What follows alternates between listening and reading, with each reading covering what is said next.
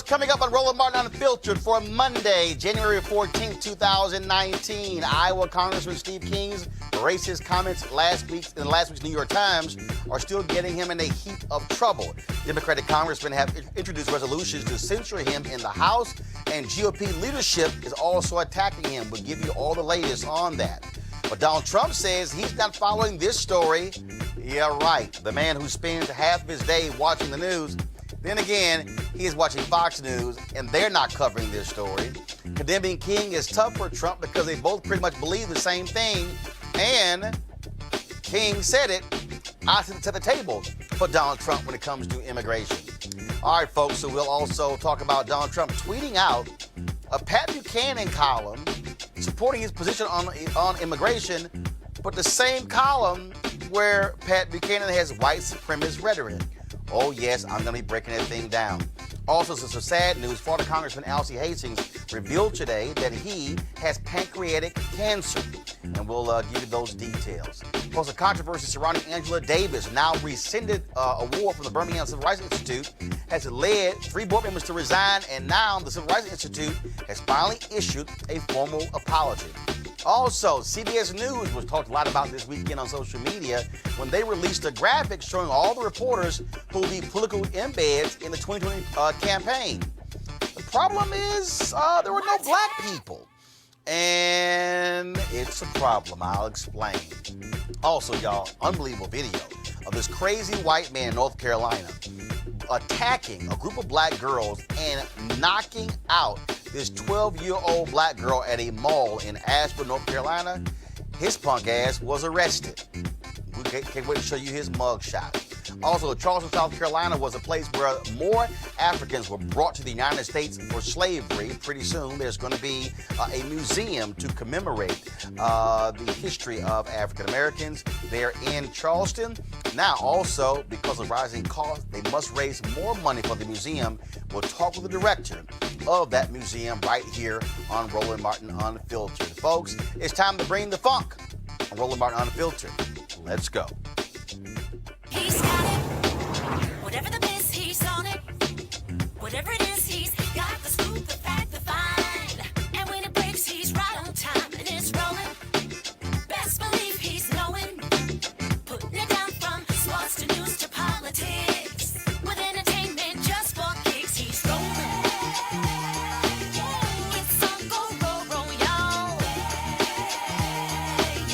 It's Roland Martin, yeah. Rolling with Roland now. He's funk, he's fresh, he's real, the best, you know he's Roland Martin now.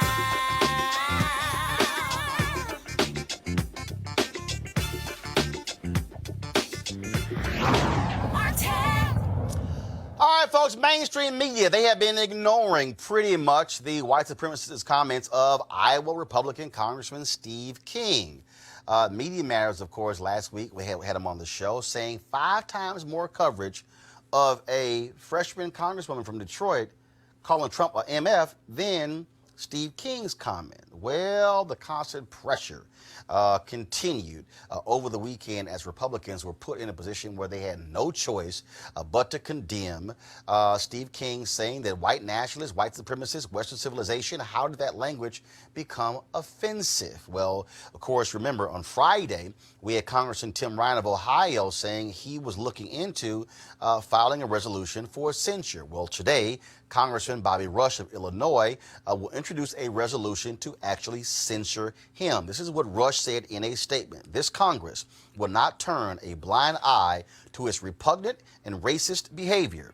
Anything short of censure would be shallow. Now, the third-ranking member of the Democratic House leadership team, Congressman Jim Clyburn of South Carolina, is also introducing a censure resolution. He told the Washington Post he was moved to act by Tuesday's 90th anniversary of the birth of the Reverend Dr. Martin Luther King Jr. This is what Congressman Clyburn said.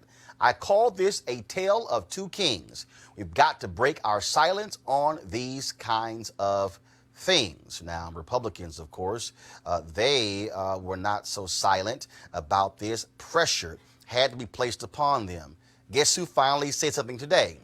Senate Majority Leader Mitch McConnell of Kentucky.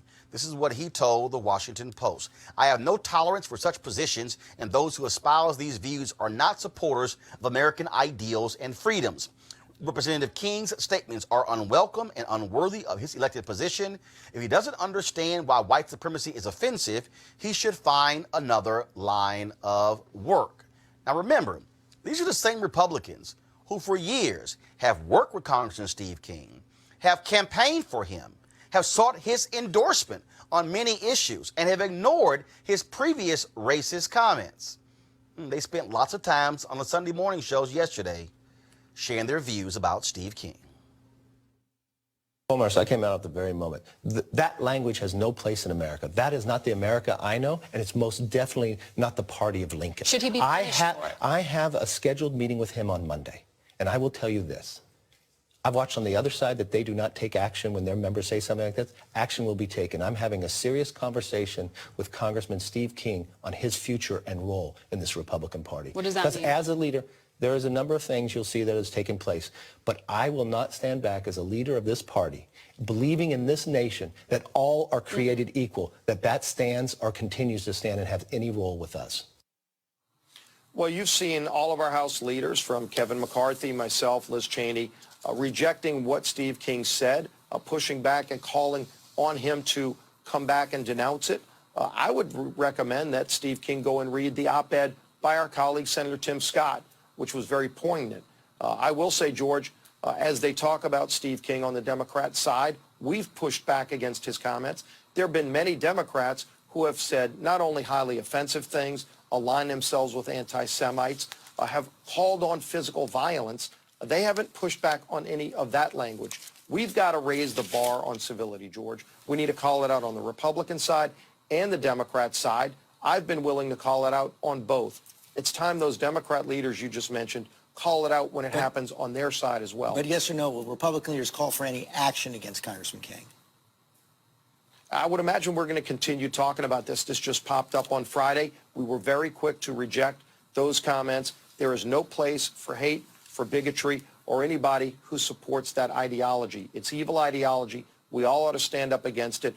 But it's easy when the Democrats condemn a Republican. I don't see the Democrats condemning Democrats on their side who are doing this kind of thing and using this kind of language, George. What Steve King said was stupid. It was stupid. It was hurtful. It was wrong, and he needs to stop it. I think all of us ought to be united, regardless of party, in saying white supremacism, white nationalism is hatred, it is bigotry, it is evil, it is wrong. And I think we need that clarity, and I'm certainly going to urge everyone to provide that clarity. Except he wasn't so clear as to whether or not he would not endorse Steve King in the future. Oh, I'm sorry. Y'all also know that it was Steve King who was chair of Ted Cruz's campaign, right? Yeah. So the question also, will Republicans support the censure? Now, folks, it is 6:12 p.m. Eastern time on Monday.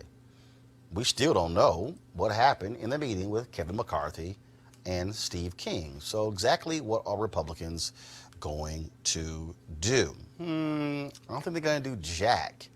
Okay? Not going to do jack. Because you know what? Guess who also hasn't said anything? The chairwoman of the Republican Party, Ronna Romney McDaniel. Nothing. I've been in her Twitter feed. Haven't seen jack. Donald Trump, up until today, hadn't said anything. Well, today he was off to New Orleans, even though he said he was going to Nashville. He was clueless where this farm convention was. He was asked by reporters about this. He had a brief meeting with the press before he left the White House via helicopter. A reporter asked him whether he had any comment on Steve King's latest racist comments. Here's Trump. I haven't been following it. I really haven't been following it. Do y'all realize how much TV this man watch? All he does is spend his time on watching Fox News and on Twitter. Now I got it. Because he watches Fox News, that's why he hasn't seen the story. Because Fox News has pretty much ignored the Steve King story. Because it probably appeals to their viewers.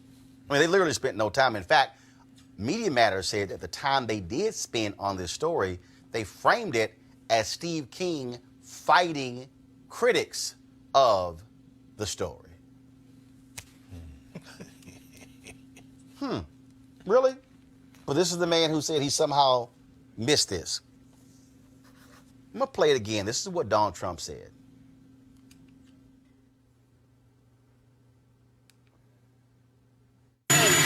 I haven't been following it. I really haven't been following it. Okay, so I'm trying to understand something. So because you haven't been following it, you can't comment? If someone says, this is what Steve King said, you can't offer a comment about that? Really? Maybe that's because this is the same president who has no problem quoting a fellow white supremacist such as Pat Buchanan.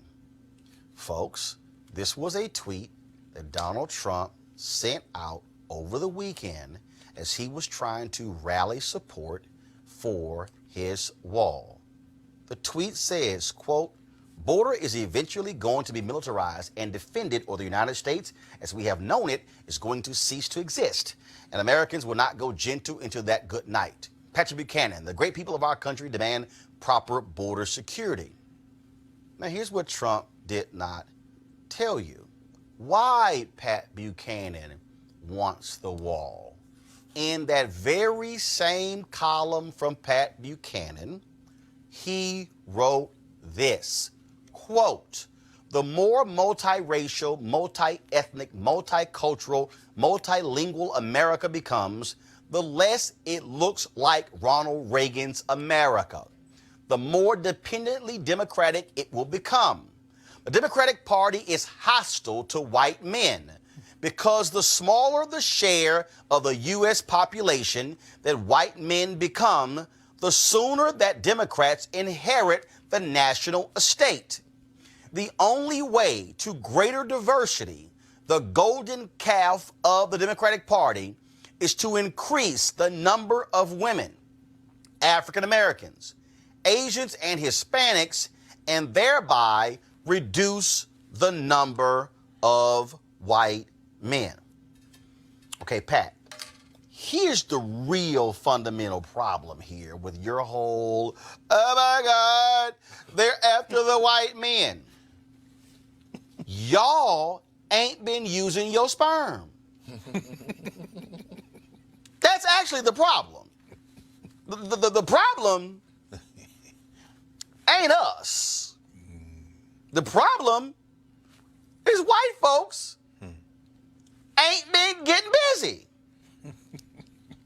Do you understand, Patrick and Trump and Steve King, that the reason the demographic numbers are also changing is not because of immigration, because white people are not keeping up with current population. And in fact, the Centers for Disease Control and Prevention actually released that information talking about it. I'm going to pull up in a second, but they actually laid out in terms of where we stand right now, the reason we're going to need immigration, because Americans overall are not having enough children. Who's having the least amount of babies? White people. Black people and Latinos are not having as many babies. This is really about sex, Pat. Now, maybe the problem is a bunch of white women ain't trying to have sex with y'all the way y'all look. But if you really want to understand what's going on in America, it has to do with who is not procreating. And see, here's the deal. Y'all love talking about black people aborting babies. Pat, y'all might want to stop focused on black people and focus on white women who are having abortions. See, y'all, to understand what's going on here is to realize that Steve King and Donald Trump and Pat Buchanan and Stephen Miller and all of these folks, this thing boils down to the issue of they do not want this to be a country that is run by non-white people. Patrick Buchanan has been saying these very things his entire life. Patrick Buchanan, a story was done 2 years ago that Donald Trump is literally the reincarnation of Pat Buchanan.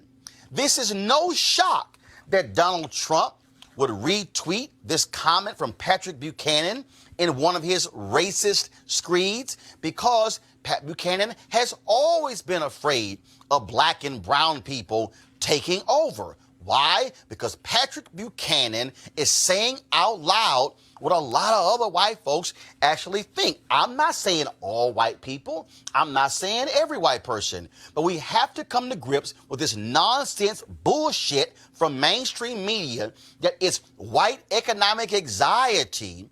That's the reason that's going on here. No, it's not. Show me somebody black who doesn't have economic anxiety. Show me somebody Latino or somebody Asian, somebody Native American. No, what is so special about white folks and economic anxiety? It is because we have lived in a white nation. We've lived in a nation where the entire system was set up and established for white people. Every single system, corporate America, NFL owners boxes, Wall Street, education, every single system has set up for that case. When Bill Spriggs was on here last week, what did he say? A white man with a high school diploma is making the same or even more than a black person with a college degree. That is America. And so what they are all saying out loud is, if we could try our best to limit this, and when Trump says all of these presidents did nothing, what he's saying is, y'all let them in the country, and now they're about to overrun us because y'all, by 2043, America is going to be a nation, majority people of color. And folks like Donald Trump and folks like Pat Buchanan and Steve King and Richard Spencer and Stephen Miller and Charlie Kirk, and the list goes on and on and on, and essentially the entire Republican apparatus, they cannot handle this nation not being dominated by white people. My panel, Dr. Greg Carr, Chair, Department of Afro-American Studies, Howard University; Michael Brown, former Vice Chair of the DNC Finance Committee; Eugene Craig, CEO of the Eugene Craig Organization, Republican as well. Eugene, I'll start with you. That's what this boils down to. This is, when you look at what Republicans are doing, Trump has nominated a woman for the seat of Brett Kavanaugh, okay, who wrote some of the most ridiculous stuff on race at Yale when she was in college. They are purposely appointing 34 and 35 and 38-year-old federal judges, so they will be in those positions for the next 40 years, which means that if, I need y'all to understand, if we are 25 years away from America becoming a nation majority of people of color, they are appointing individuals who are going to be federal judges for an additional generation. That's right. After we achieve that. That's right. So even when we hit majority people of color majority in this country, they are appointing individuals who, if they stay on the bench to their 75 and 80 lifetime appointments, they will still be in control of the levers of power when the nation changes. Yep, and the precedence of the rulings and decisions that come out of their benches will live for hundreds of years after they're gone from the bench, which is probably the most dangerous part of that. But if I could take a step back to your initial Steve King comments and tell you what black Republicans are doing. Tomorrow we're going to be releasing a joint letter, about 30, 40 of us, taking a very strong stance against Steve King and putting pressure on the Iowa GOP, the House Leadership Caucus, the House Caucus leadership, and a couple other entities to actually do something about Steve King. We're going to be following that up with a press conference and also sit down with his primary opponent. Michael, I'm trying to make this thing broader because I think people need to understand this, that what Steve King is. First of all, Steve King has been re-elected 9 times. Right. Okay, so the people in his district don't care what he says, which tells me that they agree with what he says. If you wanted to run for president on the Republican side, You went to go kiss his ass because you needed his support in Iowa. He's been a kingmaker. What he is laying out, what Patrick Buchanan has always said, what Donald Trump has fully embraced, is literally a racist rhetoric that is targeting those voters. And what they're saying without saying it is, build this damn wall before they come over here and take this thing over. Absolutely. And I think one of the only things they have to figure out, whether it's on the punishment side, and I was just asking Eugene a minute ago, had he heard anything about the Kevin McCarthy meeting and what happened, what transpired? Have you heard anything? No. So punishment has to sting, like we do with our children. It has to mean something so they don't do it again. Whether you take his office away and put him in the annex in the basement of Cannon, whether you take him off all the committees, or you start having conversations about taking those early primaries out of Iowa. That's another way you punish folks. So then the voters even say, oh, snap, we can't have that. We like being first or second. There you go. You have to really inflict some pain. And until they really inflict pain, Steve King is going to continue. No. Senator Mitt Romney of Utah told CNN, quote, I think he ought to step aside, and I think Congress ought to make it very clear he has no place there. Eugene, go ahead, and Greg. So the thing is this: I am of the mindset that he needs to be stripped of his committee seats. I don't think he has the dignity to actually resign a seat. Oh no, he's not resigning. Even with pressure. But the thing is this: if you strip him of his committee seats, you now stripped away his financial backing, because if he's not on the judiciary or ag, he's not going to be able to have influence within Congress, and his financial donors are not going to be willing to cut checks to him because he can't do the bidding anymore. Part of this is that he does big ag's bidding in Iowa very well from his perch in Congress. So if you get rid of his seats, his committee slots in Congress, it gives his primary challenger a great big leg up, because his financial support will dry up overnight. Greg, I must read this to you before you comment. This is Time Magazine, 2015. Henry, go to my iPad, please. Quote, Mitt Romney will not attend a Saturday gathering of Republican presidential candidates hosted by a congressman controversial for his statements on immigrants. The person cited previously scheduled family arrangements as keeping Romney away from the event hosted by Iowa Republican Steve King. This is January 2015. That's 4 years ago. There is nothing about his comments last week that are new. Brother. So when he called a freshman a mistake, total BS. No question. And it's important that folks listen to you very carefully about keeping our eye on the ball. I'm glad, Mitt Romney, if nothing else, he seems to be, a observant Mormon. Of course, going back to his father, George, I think Mitt Romney was born in Mexico, wasn't he? I mean, so in other words, he kind of knows. but like you say, this isn't new.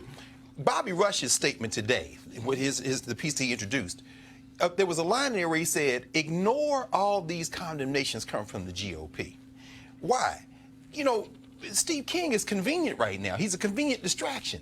What does that mean? I mean, let's look at this. Mitch McConnell is Steve King. If he weren't, Neil Gorsuch wouldn't be on the Supreme Court. He held an open Supreme Court seat for a year by playing the race card against Barack Obama. What you said about the judiciary is very important. People cannot miss that. The reason that there is not more funding for Trump after he left turn on the entire Congress was because the GOP tried to get all their agenda through and let him appeal to this racist base. Anytime they want to open the federal government, they can do it right now. Mitch McConnell will not call a vote to the floor because he has played the race card the whole time. Right. Finally, the only other thing I would say is this. About a quarter of the 23 censures that there have been in history of United States Congress, you walked through this history last week, were for what they call unparliamentary language. That includes cursing. Yeah. Watch what they do. Yep. After they condemn Steve King, they're coming for Rashida Tlaib. First of all, they're probably going to tie it together. Come on, brother. Go they're ahead. Probably going to say, oh, if y'all want us to vote on that, you got to censure her. That's exactly right. And that's where they're going with this. Meanwhile, people not getting their checks. People out here destroyed. TSA lines closing down. People can't get their rent with Section 8. Let me also say this here. Again, 2015, Mitt Romney chose not to go to Steve King's Iowa Freedom Summit. That's right. But let me read to you who was there. Come on. Everybody else. Ted Cruz. Everybody else. Chris Christie. Rick Perry. The rest of the field. Scott Walker. Right. Mike Huckabee. Rick Santorum. Sarah Palin. This is not a guy who is walking out of the mainstream of the Republican Party. and Michael, I want to go to you here. What's also interesting is that, and this is where, and I don't know why, I don't know if he changed his number. I called him and I texted him. He ain't hit me back. He ain't called me back. But this is where they all are pretty much like whatever the Senator Tim Scott. This is where Senator Tim Scott needs to channel Senator Ed Brooke. This is the moment where Senator Tim Scott needs to get out from the desk, not write op-eds in the Washington Post, and literally come out and speak directly to this nation. This is where Mia Love, who's been running her mouth, oh yes, she got signed by CNN, but who won't come talk to black people, talk about the party, this is where Congressman Will Hurd must step up as the only black Republican in the United States House. This is where they must say, this is simply unacceptable in our party. Don't you dare call yourselves the party of Lincoln again if you're unwilling to condemn and censure Steve King. At some point, this is where they got to have the guts to do it. Michael, go ahead. I guess I have more faith in Congressman Hurd than the other two. Mia Love has no excuse. She absolutely could come out tomorrow. She has nothing holding her back. You can forget it on Tim Scott. He loves, I know, hold on, that's your boy. Senator Scott loves being in on those photo ops at the White House. He loves being the only one, and he is not about to take food out of his own mouth. Lindsey Graham has his back, and whatever Lindsey Graham basically tells him to do, he's going to do. But I'm going to push back. Go ahead. That. This may be privileged information, but I'm going to defend Tim Scott here. He is having very active discussions with House leadership. There is a certain one house shouldn't tell the other house to do with their business, and so he is having discussions with the leadership, with the House caucus. He's having discussions with the Freedom Caucus. Because the issue is that you deal with Steve King on the House within the actual GOP caucus, but if you continue to caucus with the Freedom Caucus and they give him influence and power, that's the issue. So Tim Scott's doing a lot on background. But he does suffer from being, being the only one is a gift and a curse. But here's the piece though. On issues like this, dude, they can't touch him. Right. I agree. On issues, it's just like when they appointed that racist judge, and when he said no. Pull that name. Right. Yep. The moment, if Tim Scott had remained silent, that person would have been confirmed. That's right. But when he said, and this is the power of a single United States senator. Right.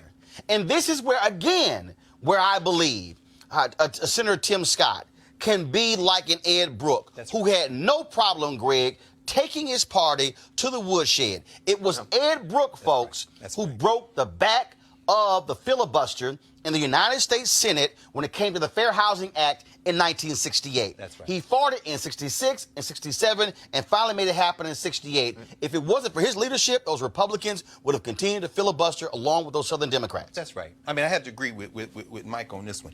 Tim Scott is showing his character at this point. When you evoke Ed Brooke, you're evoking the last time in terms of the 60s and 70s where the Republicans can genuinely say they're the quote-unquote party of Lincoln. They are now the home of open white supremacy. The Dixiecrats all moved to the Republican Party. Tim Scott is from a state that has a plurality of black voters. If he truly the only reason the Republican Party cannot appeal to non-white people is because they have made whiteness the center of their political agenda, preserving it. Otherwise, Tim Scott, if he were a man, now he can say what he wants. He can't come for me because I'm a grown man. And just like all the men on this panel and all the women in here, if he were a man, this would apply to a woman either, he would stand up in South Carolina and say this is wrong. And he would stand in the tradition of Ed Brooke, a Republican. But that man, as you said, skinning and grinning at the Rose Garden while they give away tax cuts to billionaires, refusing to call for reopening the federal government when he's got thousands of constituents who are losing their checks as we speak. Tim Scott is showing who he is. I just think again, I thought his editorial was on point. I simply believe that Senator Tim Scott will actually elevate himself in the party. Yes. I agree. I think he will absolutely elevate himself in the party, Eugene, if he stands up, not written, but comes out of his own mouth, and floor of the Senate or somewhere else, and literally say, where we have it and it's in a loop. Yep. This man does not belong in the party. In the halls. No, not just in the party. In the halls of the United States Congress, and not in our party. That's right. I agree with you, and I mean I don't agree with the attacks on Senator Scott's character. I mean, when I'm not attacking his character. You attack this character. I'm not attacking his character at all. I think he's the man. He stand up and say the right thing. But the thing is this: his state is 40+% black, man. It's man. still developing, and if he were to, it would not be the first time he did it. I can go back to the 3 speeches he gave on police brutality when the entire Congress was jammed up. Was jammed up. Why you mentioned but the reason I'm going here is because I do agree. The reason I'm going here is because he could take advantage. This is the kind of stuff that I keep laying out. This right here is why black people as a whole will say, "Yo, man, I can't mess with y'all party." Right. I'm telling you right now. I know some black people, many, who. Young, middle-aged, and old. Yes. Who would literally listen and give the GOP a shot. Absolutely. They don't self-identify as Democrats. That's right. They are not far-left liberal. That's right. Many of them are pro-life. Yes. They love Jesus, and our whole line. Culture conservative. But what happens is, what happens is on this one, they say, "This is why I can't mess with y'all." Exactly. Because if you can't even call that dude out, we know you're not going to call out anything else. Which I agree with. I mean, I tell my partner at the time, look, you treat issue that matters to voters, you address it. You know, when it comes to black people, you mess up with us. Watch this, Eugene. Watch this. He's from South Carolina. Later on, Roland's going to do this thing on the museum. Robert Smalls, Robert Elliott. If you want to talk about black Republicans in South Carolina, Tim Scott could rewrite the history of that party in the state by connecting it to the true history of the Republic, if they're serious. Otherwise, stop all that party of Lincoln mess. Stop it now. All right, folks. So we are waiting to hear what Congressman Kevin McCarthy does in his meeting with Congressman Steve King. So we'll see what happens. All right, folks, going to a break right now. When we come back, we're going to talk about, the museum opening in Charleston. And also we'll talk about this crazy white man actually punching his sister, 12-year-old.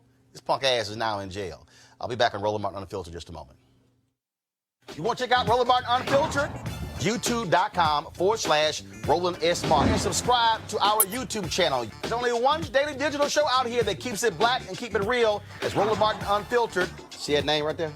Roland Martin Unfiltered. Like, share, and subscribe to our YouTube channel. That's YouTube.com/Roland S. Martin. And don't forget to turn on your notifications so when we go live, you'll know it.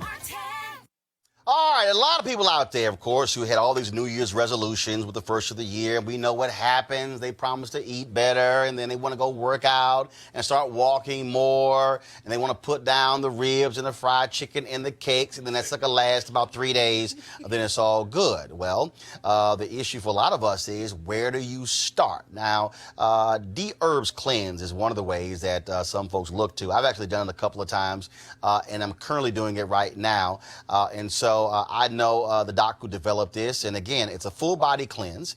And the thing about it is, it's a little different, and it takes some getting used to, especially if you're a meat lover like myself. So first and foremost, what happens is they have a 10-day cleanse and they have a 20-day cleanse. I've done both of those as well. What you do is, it's all a matter of which one you do, raw fruits and vegetables. That's it. So no processed foods, no fried foods. You can't have meats, any of those things. You can't even have cooked vegetables.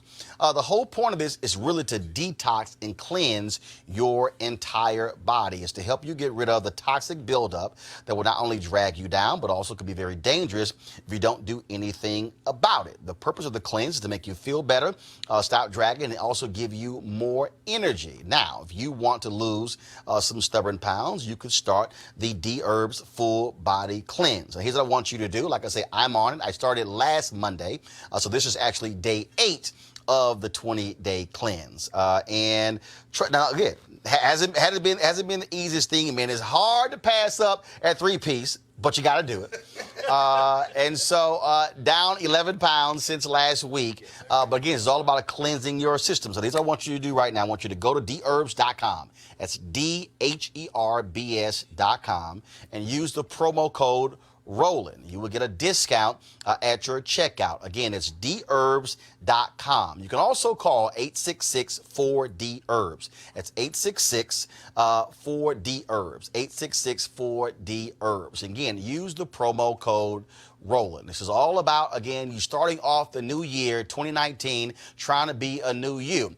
Of course, y'all been on Instagram and social media. You've seen all these photos with the hashtag 10-day, 10-year challenge. Folks showing what they look like 10 years ago compared to now. Well, guess what? If you do this, your 10 years from now could look a hell of a lot different than some other people as well. And so we want you to try the D-Herb Cleanse. I want to hear your stories as well. If you do it with me, I want you to hit me on Instagram, on Twitter, on Facebook. Let me know how you're doing with it. And it's certainly a great thing that we can all do together. It's all about just restarting you, getting you ready for a great 2019. Again, go to dherbs.com and use the promo code Roland. And we'll see how it all goes. All right, folks. Florida Democratic Congressman Alcee Hastings, of course, a former federal judge, announced today in an email that he was being treated for pancreatic cancer. In the statement, read in part, he said, "Now that I have begun treatment, I feel hopeful about survival and about my ability to continue serving my constituents of Florida's 20th Congressional District and the nation." Now, of course, Hastings is 82 years old, and he is certainly in our prayers. We have reached out to him, and hopefully we will have him on the show very soon. All right, folks, let's also talk about Birmingham. We covered, of course, last week all the drama with the Birmingham Civil Rights Institute rescinding the award they were going to give to Angela Davis next month. Now, of course, as a result of that decision, caused a huge uproar when they made the decision. 3 board members actually resigned as a result.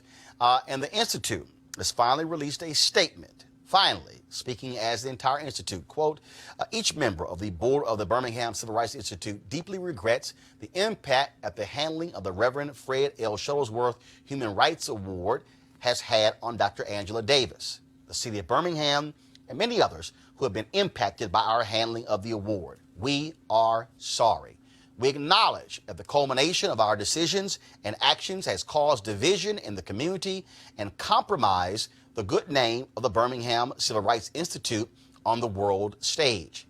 Regardless of the outcome of our vote, many have rightfully questioned our selection process, which we vow to improve. In hindsight, more time, conversation, and consideration of diverse viewpoints should have informed our decision to rescind our nomination, and we were silent for far too long afterward. Again, we accept responsibility and are sorry."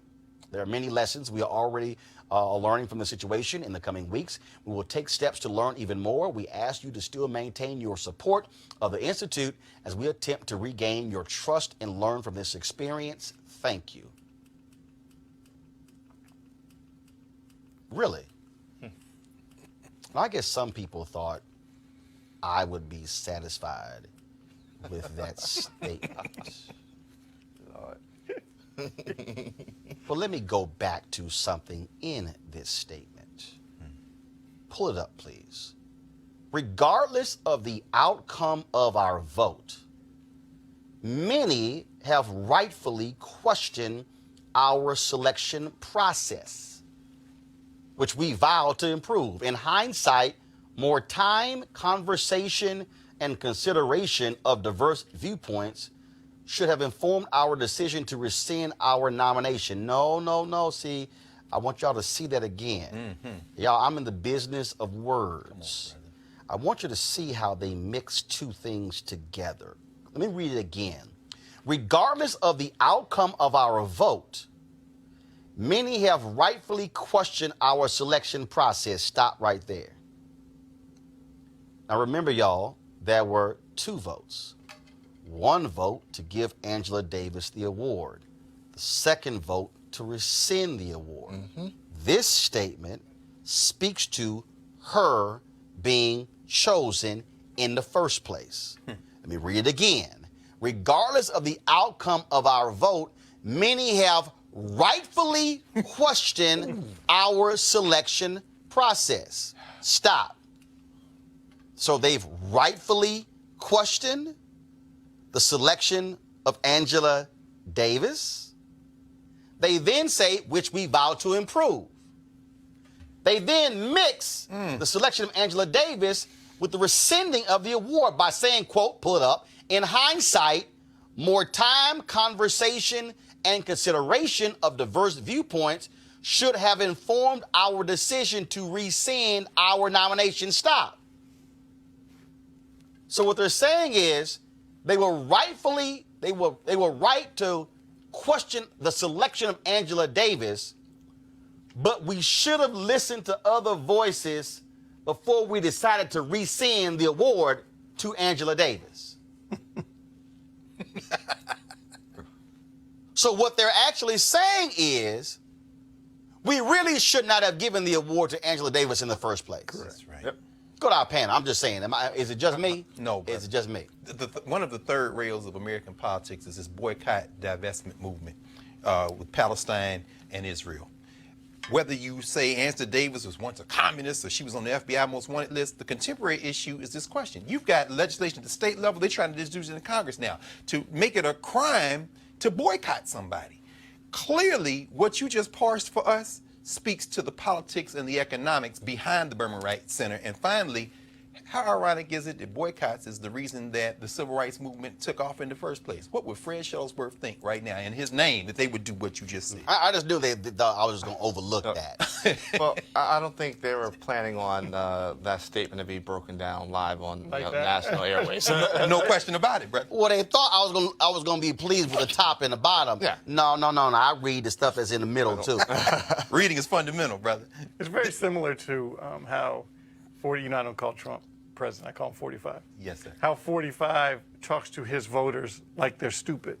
And that statement was very similar until you broke it down. And hopefully your viewers, that's why the show is so important, because your viewers now get to see, oh, snap. That's right. That's what that statement said. Yeah, you apologizing because you got your behind kicked as a result of you rescinding the award. But really, the problem you having is, damn, had we never picked Angela Davis in the first place, we wouldn't be having this problem. And so the people who did not like us picking Angela Davis, they're actually saying, no, they were right to question our process. Well, wait a minute. Why is that? Brother. Okay, I know y'all thought that was going to be the case. But wrong brother. Wrong brother. Wrong brother, That's wrong it. century. That's it. All right, y'all. CBS News got themselves some hot water on social media over the weekend when they dropped this graphic on Twitter, one of their folks announcing the folks who are going to be covering their 2020 campaign. 2020 campaign reporters, 2020 associate producers. Now, the deal is, of course, when they announced this, I mean, literally when you read the announcement, it was like, oh my goodness, this is going to be covering. Now, we all know that they're going to be covering the campaigns of Democrats. Now, the thing is, there are 4 people of color who are in there, but ain't nobody black. Trust me, social media, they were real quick to point this thing out. There were numerous people, National Association of Black Journalists, other folks as well, including folks like myself, who saw what was going on and who said, we got some issues. Eugene got to go, y'all. That's why he's skipping on out right now. What, do you think I wasn't going to say? You walk out in the studio? So I'm sitting here, and so Kerry Washington also tweeted. Alexandria Ortiz, she man just went off with him. She also blasted them as well. Congresswoman Maxine Waters. Now, NABJ, I'm a vice president for digital for NABJ. Reached out to them. They've told us that their team isn't complete. The problem is the statement sounded like the team was complete. And see, Greg, this is what happens when, now here's a piece. They've got number 2 person at CBS News is a black woman. The managing editor of the Washington Bureau is a black woman. They've got somebody else who they recently hired about a month ago. They've got another, the head of the CBS Evening News and head of diversity. I know her well. Kim Godwin is a black woman. But the problem is you don't send that out if you're not complete, because you have to anticipate that's going to be the response. Now people are saying, oh, now y'all trying to say it's not complete because you got the criticism. And if folks don't understand, people who watch it don't understand, who might say, okay, what's the big deal? Y'all need to understand. Pull the graphic up, please. I need you to understand that these are your next generation White House correspondents. These are your next generation national correspondents. The people who work as campaign reporters, what happens is if that candidate goes on to win, they then get elevated. You don't believe me? Look at the last campaign. You had an all-female team for MSNBC. Hallie Jackson, Casey Hunt, Kristen Welker. I can go down the line. Katie Tur. Guess what? Katie Tur now hosts her own show on MSNBC. Casey Hunt, national correspondent on Capitol Hill, hosts her own show on MSNBC. Kristen Welker, White House correspondent. You have Hallie Jackson, okay, White House correspondent, hosts her own show on MSNBC. And so don't think for a second that we don't know exactly what the deal here in terms of how this happens. Who also do you think are going to be the people who are going to be elevated to become the evening news anchor for CBS, the host on the morning show? Scott Pelley, who was formerly the evening news anchor for CBS, was a White House correspondent. Before that, campaign correspondent. And so this is why these things matter in terms of folks being in these positions. Greg, they got some cleaning up to do. They do, Roland. And you know, this is one of the things that, and I agree with what Mike said a minute ago, you know, this is why this platform is so important. You know, I think about the book that you wrote on Obama and the Obama phenomenon, and then what your work with CNN and on cable news generally. You know, if you don't understand this politics, you will miss the importance. But I also think, and also think, this thing is beyond cable broadcast television now. People are watching Roland Martin Unfiltered. They're talking about this North Star thing getting started. Whatever. The point is this: as viewership shifts, they've got to catch up. They could take a step back into the 20th century and become completely obsolete. But the only last thing I'll say is, I think this is something you might have to devote an hour or two on Roland Martin Unfiltered to helping people unpack, because as I'm looking at what happened to Ebony and didn't happen to Ebony, what happened to TV1 didn't happen to TV1. Black media matters. It isn't just a matter of having a few reporters plugged in. This platform, nobody's going to walk through what you walk through on this show like you walk through it. We have to do both. We have to walk and chew gum, but I think you're going to probably have to do this another dozen times. Oh no, Scott, because I mean, here's the deal. Here's the deal, Mike. And you understand this, and I need people who are watching to understand this, especially a bunch of y'all who are not even born. First of all, for mainstream media outlets, it's only recent, and when I say recent, I'm talking about 30 years, that black people are covering national campaigns. Okay, guess what changed all of this? 1984, when Reverend Jesse Jackson Sr. ran for the Democratic nomination. That was the first time these media outlets, and you want us, we can call them Sylvester Monroe, the late George Curry, and a couple of others. George Curry at the time was working for the Chicago Tribune. Sylvester Monroe was with Time Magazine. They were assigned to the campaigns of Reverend Jesse Jackson Sr. Milton Coleman, with the Washington Post, was assigned to the campaign of Reverend Jesse Jackson. Remember the whole Hymietown comment? That was made to Milton Coleman. Was Barbara Reynolds doing Barbara Reynolds, I don't know if she was covering it, but same thing. She got a platform. Had a platform. Did it after that. And so what I need y'all to understand why these things matter is because when you are on these campaign teams, you are elevated. Reverend Jackson then runs again in 1988. That led to more African Americans being picked to be on these campaign teams. And let me just get at it before Michael comments, because I just need y'all to understand, you know, how this whole thing works. So let me just go ahead and break it down. So I started making appearances on CNN in 2002. 4.5 years of free appearances. We trying to knock the door down.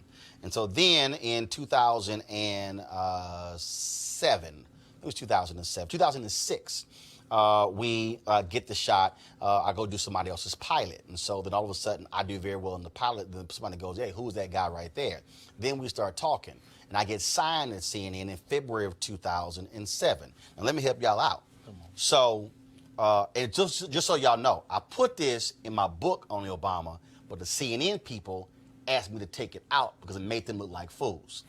So what happened was I get signed by CNN through New York, okay? But the political team, it all runs through D.C. The political team didn't want to use me. The political team was like, oh, this is just some radio dude out of Chicago, because they couldn't read the resume. And so what happened was they said, well, like, you know what, we ain't going to use this brother. Okay, so here's what happened. we go through 2007. You know, I'm doing various Obama announces. They really ain't trying to use a brother, okay? They ain't using me to talk politics. I'm talking religion, all kind of other stuff. They ain't trying to use me.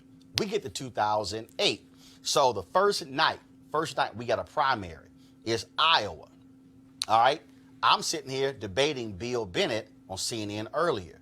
Me and him are going at it. I'm kicking his behind. And then when we got done, Sam Feist, who was deputy bureau chief, who's now bureau chief of CNN, comes down to walk Bill upstairs to see the set.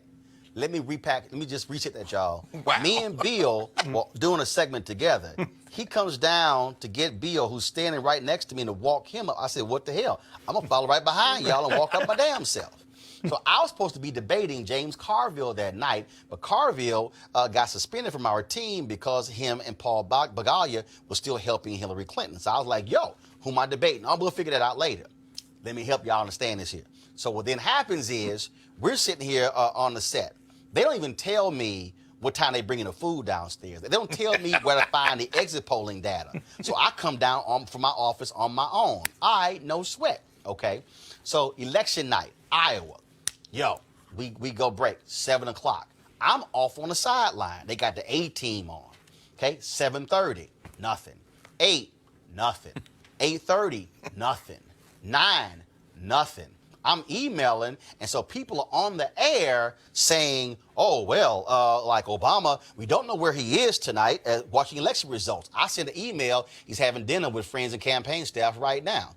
And then Booker goes, oh, my God, Stephanie Katubi. Oh, my God, that's great. And so then about an hour later, when he wins, okay, Obama has won. We don't know when he's coming to the convention center. I'm like, he's going to be leaving the restaurant in 20 minutes. Then they're like, oh, my God, who are you talking to? I said, the person sitting next to him at dinner. I said, if y'all asses put me on the air, y'all will get all this information. Yes, sir. And so what then happens is Stephanie Katubi goes down to the next floor below us and we need to get this guy on the air. They ain't trying to have me on the air. I'm going somewhere. I just need y'all to understand. And so then all of a sudden they tell me, hey, Roland, can you get Obama to do a beeper with Wolf? Wow. What a beeper is, if he can phone in. I said, you want me to do what? I need y'all to understand what I'm telling y'all. I wasn't on the air, y'all. Come on. I was off air. But you asking me to use my relationship to get Obama to come on the air, interview with Wolf? I said, if Obama come on the air tonight, talk to anybody, he talking to Roland and Wolf. Yes, sir. Not just Wolf. I didn't call the Obama campaign. I said, I bet not see y'all asses on TV tonight talking to him. Y'all, I'm telling you, I said that. Y'all, I didn't get on till 10:30. Got on for about 8 minutes, okay? And they put me on with Carl Bernstein. I was like, okay, I said, how y'all rolling? I didn't get on. So check this out. So the next day, Obama goes to New Hampshire. He'd already promised me an interview for the radio station, okay, for WVON radio. I then go, all right, cool. So then I'm like, well, damn, I had a morning show. I was on from 6 to 10. The interview was going to be at 2 o'clock. Hell, I'm already off the air. So I'm sitting in my office, and I go,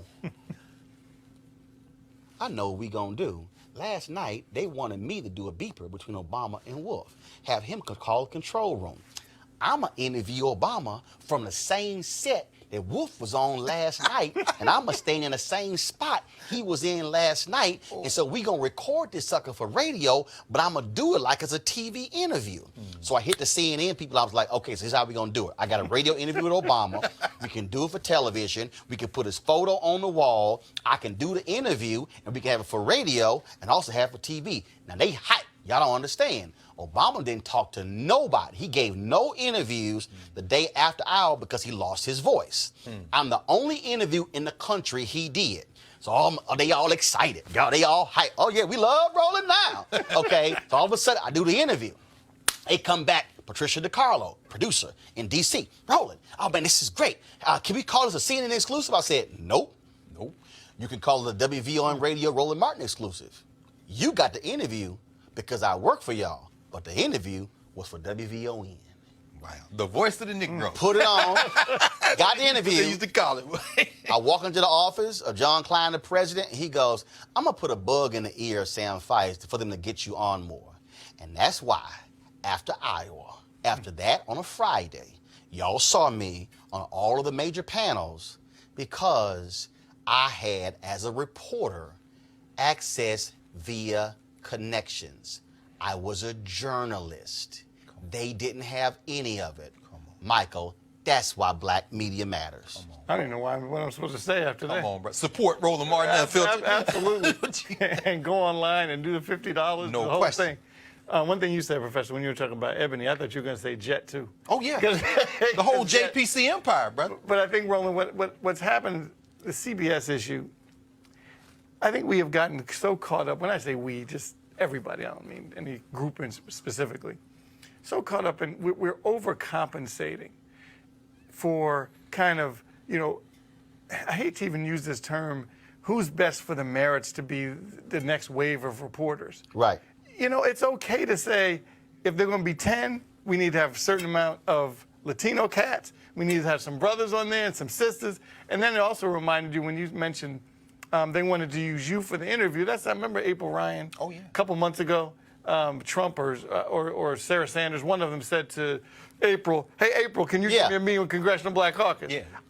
No. Trump asked in the press conference. Damn what I do. Sarah or Trump. I wasn't sure who did. That's right. So you're exactly right. And sometimes it's okay to say, you know what? We need to have our panel look like America.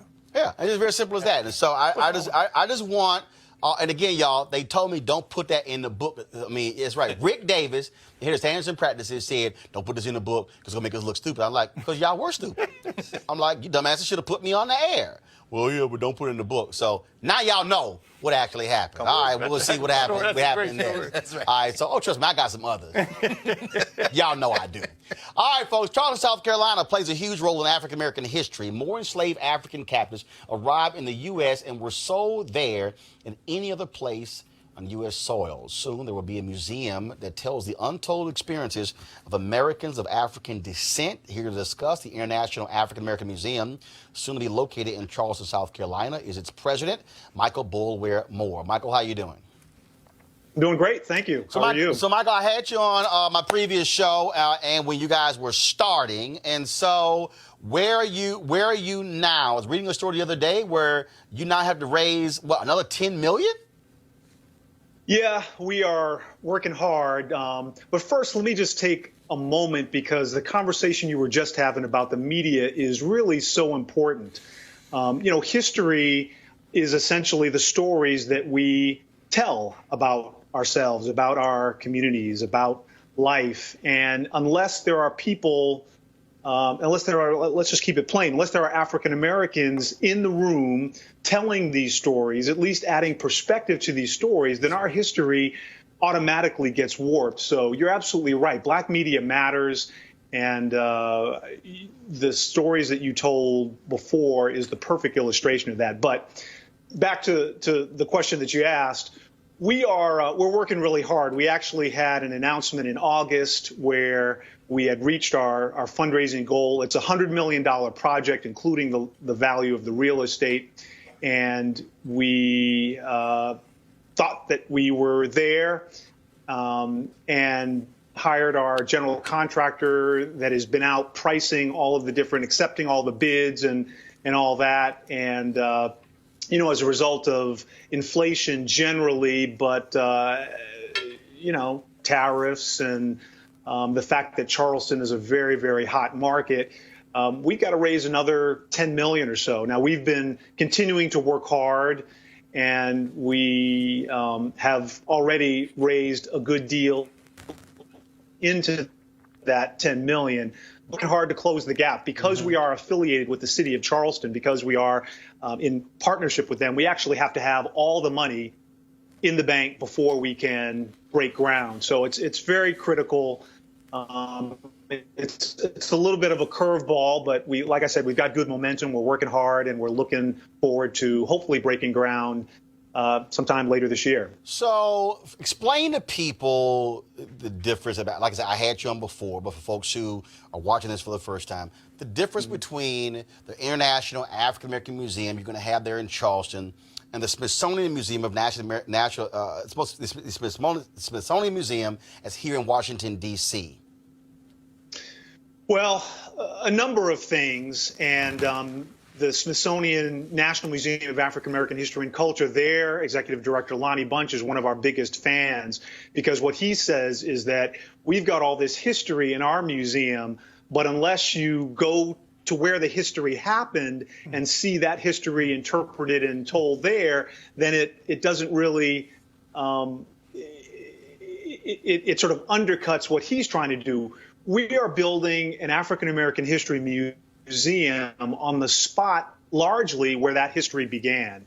It's where almost half of all the enslaved Africans who came to the United States throughout the course of the entire transatlantic slave trade, where they took their first steps, where they landed, more enslaved Africans arrived there and were sold there than any other place in America. So it's sacred ground. It's a powerful context for what we're trying to do. A number of other differences. Charleston was really the capital of slavery in a manner of speaking. It's again, more enslaved folks came here. It was the richest city in America for over 100 years because of the profitability of slavery and because of rice, which was America's really first sort of cash crop. So we'll tell those stories, not just because it's where we are, but because so much of the early history that happened here was fundamental. We've got a couple of other differences. We've got a very active Center for Family History where people can come and really fill in the gaps of their family tree, their family history.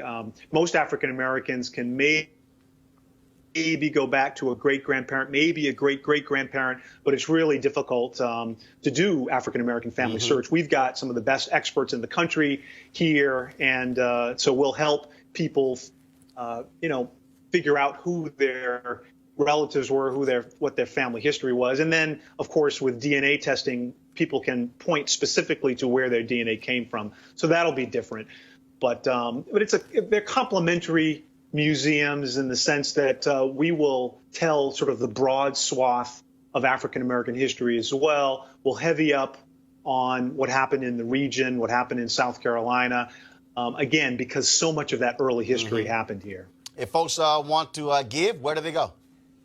Thank you for asking. Our website, it's iaamuseum.org/membership. We started a little over a year ago a charter membership program where people can actually get in on the ground floor and become a member. This is as I said, a very special institution. It's, we hope to create a sense of pilgrimage about the International African American Museum. Doesn't matter where you are. We've done the genealogical research. There's a greater than 99% probability that all living African Americans have at least one relative among the almost half that landed here. So it's that common place where we can go and sort of pay homage to our original American ancestors. All right. iaamuseum.org/membership. All right, Michael. And if you break ground soon, what's the point? When are you planning to open this?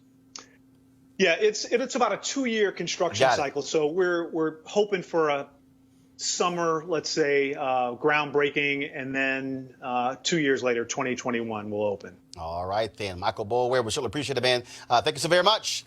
Thank you, sir. All right, then. These museums are critically important, as you know, Greg, to our history and telling the story. And let me just say this before I go to a break real quick here.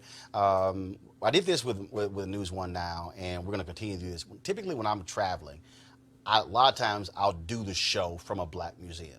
I'll purposely find places that you may not even know exist. And so, like, we tried to do a show from Orlando. There's a black museum there no one knew about. Somebody told me there's a Harriet Tubman Museum that's in Augusta, Georgia. And so no matter where you are, take the time to find out about a black museum that's there in your city and support them.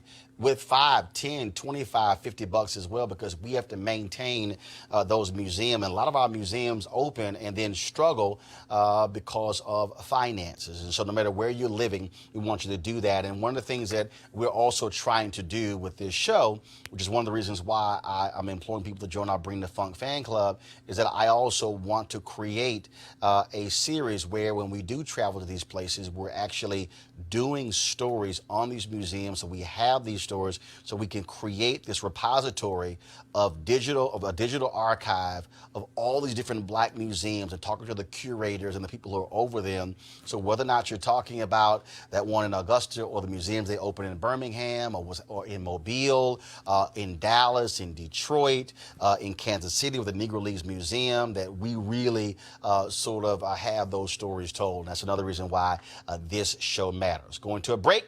I'll be back. Roland Martin Unfiltered in just a moment.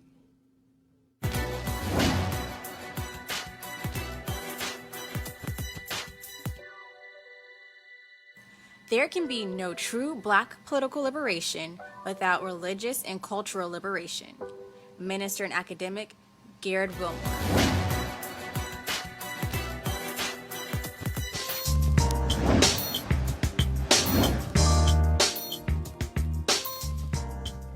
All right, y'all, Roland. Of course, our HBCU Giving Day school is Tennessee State University, located in Nashville, Tennessee, founded in 1912. It is the largest and only state-funded historically black university in Tennessee. Notable graduates include Oprah Winfrey, Moses Gunn, Wilma Rudolph, Howard Gentry, and how in the hell y'all did not put Greg Carr on there? Same class as Oprah, 1987, brother.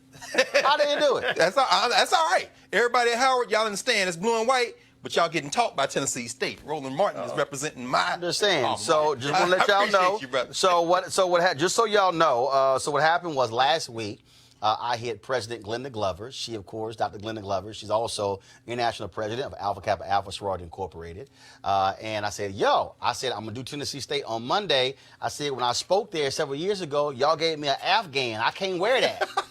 So she said, yeah, I'm going to put a hoodie in the mail. It'll be there tomorrow. I got it on Friday. And so that's why I'm representing Tennessee State today.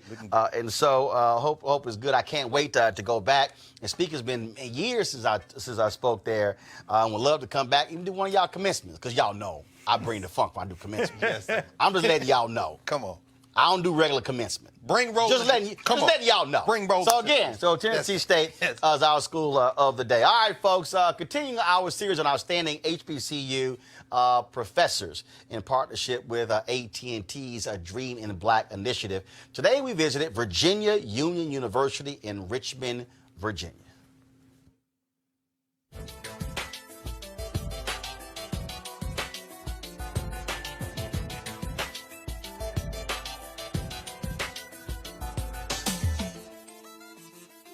How are you preparing students for a different world we're living in? This is not, we're seeing church membership on the decline. People are actually watching online.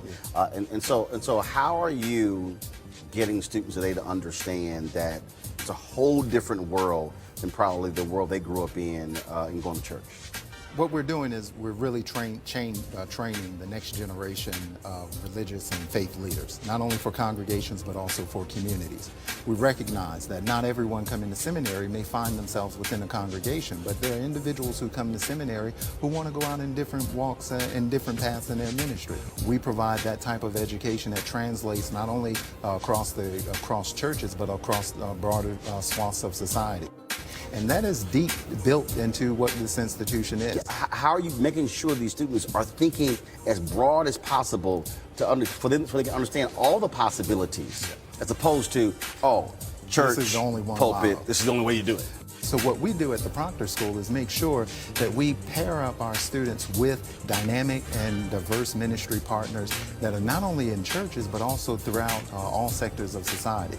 You can find our seminarians at Richmond Hill, right here in Richmond, Virginia, a center that's dedicated to bringing peace to the city. You can find our seminarians in schools, in public schools.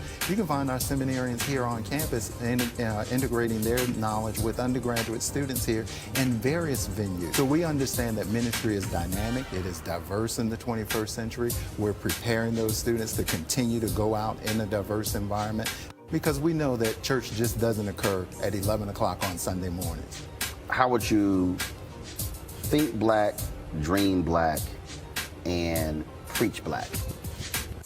We are a seminary that understands that the worth, value, and dignity of our humanity is deeply imbricated with how we are as a people, as a black people.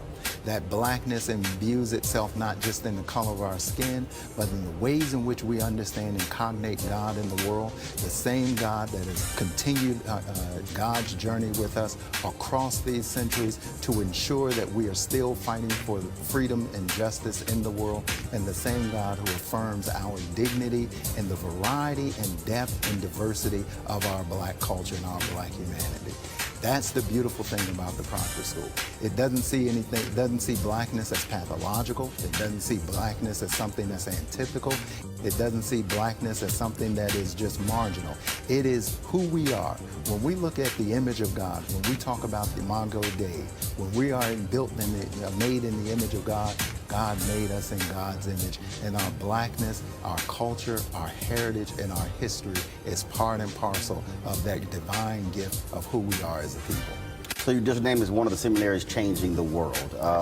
What does that mean, and how does it feel being recognized as one of those critically important seminaries? I think it affirms what we're doing as our mission. It affirms what we've done since the founding of this institution in 1865 and the founding of the seminary, formerly as the Graduate School of Religion in 1941. It affirms the vision that we have of providing a prophetic message and prophetic leaders dedicated to going out into the world to transforming the world. It also affirms that we've built an infrastructure, that our curriculum, the ways in which we offer scholarships to our students, the ways in which we offer co-curricular activities. We take students to Africa each and every year to ensure they're connecting with the continent and also connecting with our diasporic brothers and sisters in the Americas. It also means that we are designed and engineered for innovation to continue to deliver a transformative message grounded in the liberating gospel that is the gospel of Jesus. So what it does do is it affirms us institutionally, it affirms us holistically, and it affirms a vision of a seminary dedicated to going out and living out the message of the gospel in the world in a way that is unapologetic, in a way that is contemporary, a way that is affirmative of black people, black history, and black culture, and in a way that welcomes everyone to not only this seminary, but everyone to a transformed world where we're all valued for who we are, not in spite of our differences, but because of our differences, because God creates creation in all of its diversity and all of its humanity. All right, folks, for more information, go to AT&T.com, Dream in Black, AT&T.com, Dream in Black. All right, folks, I told you we're all about supporting Roland Martin Unfiltered. The great work we do, we have to travel to those universities to do those stores, and that costs money. And so we want you to join our Bring the Funk fan club. And so we're going to roll the credits right now. Y'all go ahead and roll. I can talk over it. And so these are the people who have been supportive of they are Charter Club members. We got about 1,100 people who signed up. My goal, we launched on September 4th. My goal is by September of 2019, we have a total of 20,000 people. So we got about 18,900 to go. We want you to become one of those people. All we're asking is $50, not per month. If you want to do that, that's fine. But really for an average of $50 per person for the year to support what we are doing.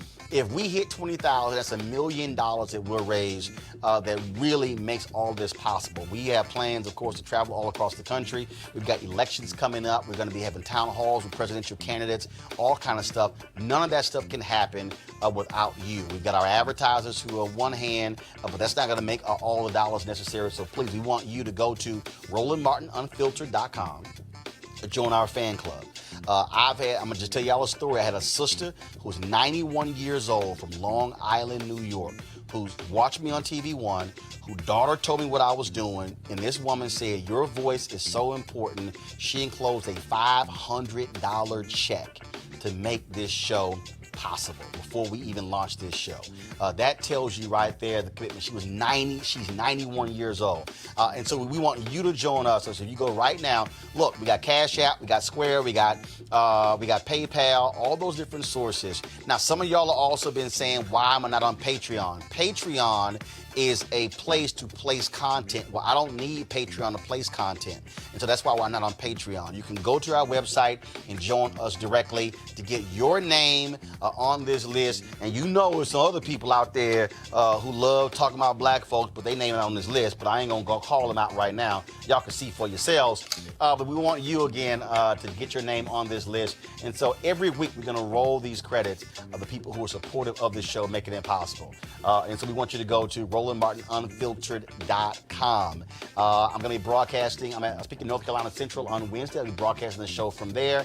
I'm speaking to the Decatur, Illinois NAACP on Friday. I'm going to be broadcasting the show from there as well. We've got NAACP Image Awards coming up. We'll be broadcasting from there. So we got some great things lined up. Also, I'm going to be at the NBA All-Star Game in Charlotte.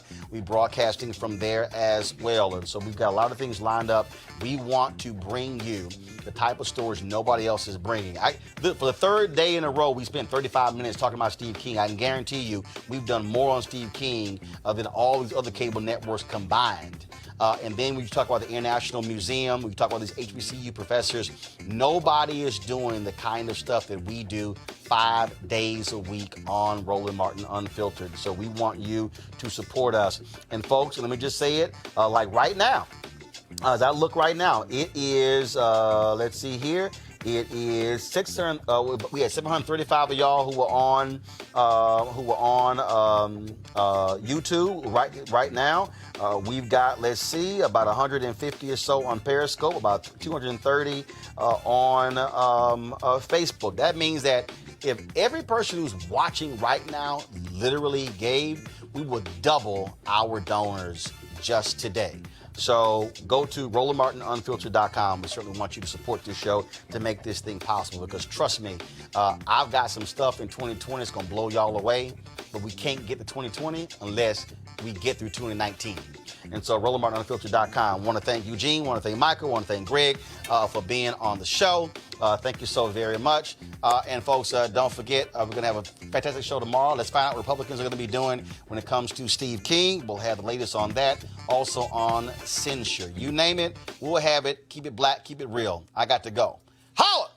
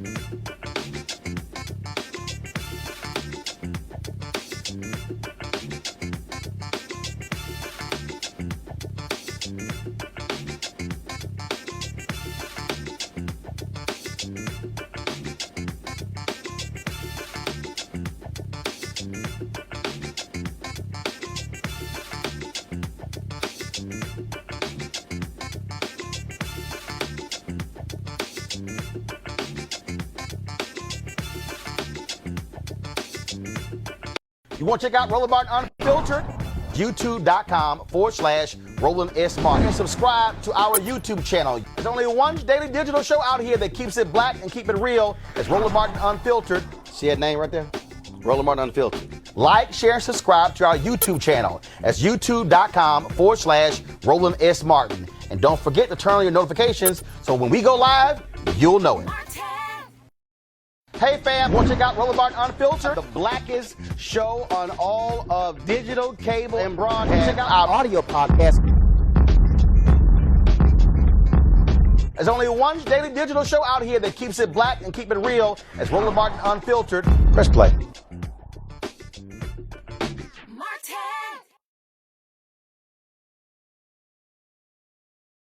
You want to support Roland Martin Unfiltered?